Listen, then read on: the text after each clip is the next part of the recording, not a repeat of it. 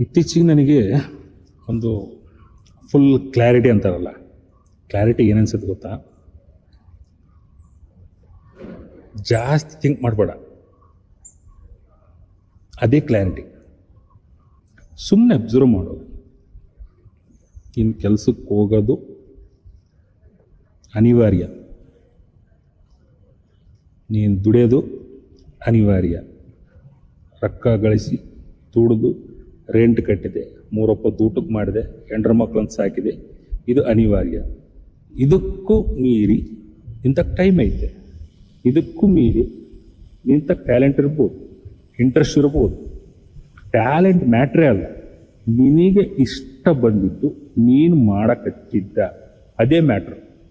Result matter ಅಲ್ಲ, ನೀನು talent matter ಅಲ್ಲ.